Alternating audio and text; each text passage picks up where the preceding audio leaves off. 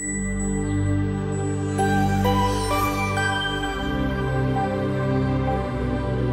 often surprise myself. In my own mind, I think of myself still as that farm boy in Australia. And, the scabby-kneed kid who was, riding his push bike around in the dirt. I grew up on a farm and had an absolute fantastic childhood. And I still sometimes wake up and go, well, how did I get to where I am today? What am I doing in, Europe or in North America, wherever I might be? And what was that journey?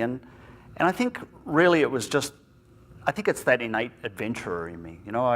I've always kind of liked the notion of discovering stuff, and I'm certainly an adventurer in thinking about the future. I've always had this real interest and passion about the future. I remember as a kid, maybe 6 years old, reading one of my father's school textbooks, which was about the future, and it had these pictures of how the future might unfold. And I remember being absolutely fascinated by this whole notion of, in the future, it could be different to the way it is today, and the uncertainty about how that future could look. And I've always been really intrigued by how things play out. For example, like even movies like Sliding Doors. I love Sliding Doors. The whole notion of a fraction moment in time of, you walk through one door or you don't, but what it leads to is a whole different possible future unfolding.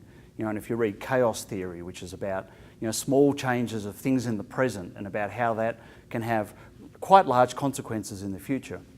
That whole notion I find so fascinating. I guess it's the opportunity for me to be the adventurer, to think about and adventure into the future, to think about how could the future look, but what are going to be the factors that are going to shape it.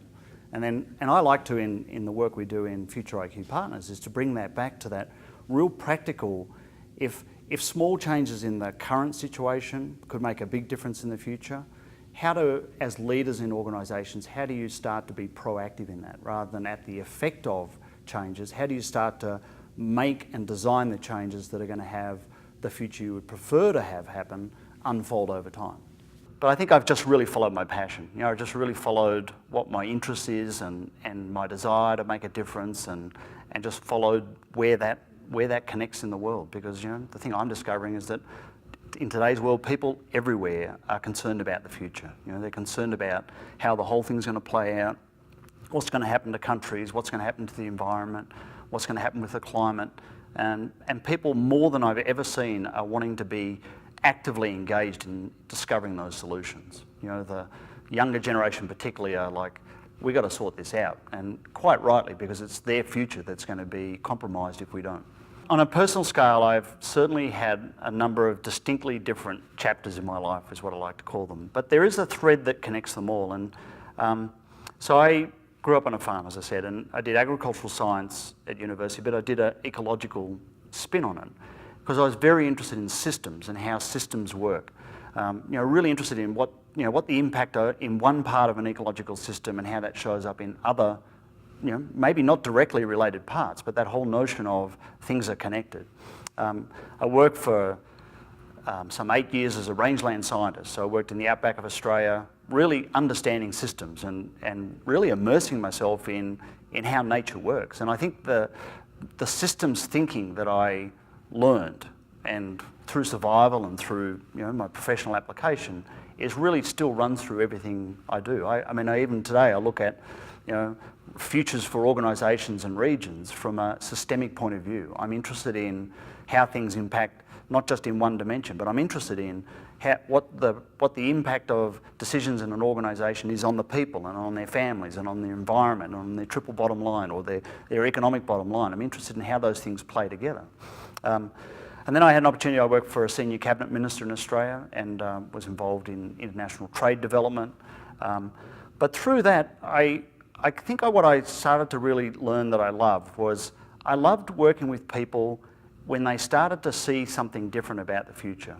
I don't think I'd end up doing anything particularly different. This is, for me, it's that sort of Zen thing. There's no difference for me between work and pleasure. And it's my vocation, right? And it's my chance to fulfill on so many things that are personally satisfying.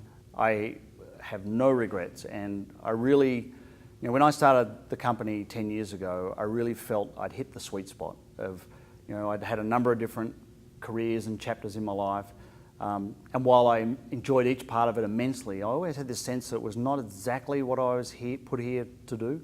But when I started my company and started the work that I do, it was like everything that I'd done in my life came together. You know, the ecological systems training, working in hard environments around the world, working in high levels of society and political environments, working with people, my investigation of change and what drives that, and all of that came together in creating Future IQ Partners. And so for me, it's really the vehicle to be able to try and develop some tools and approaches and processes that people can use to help plan their own future.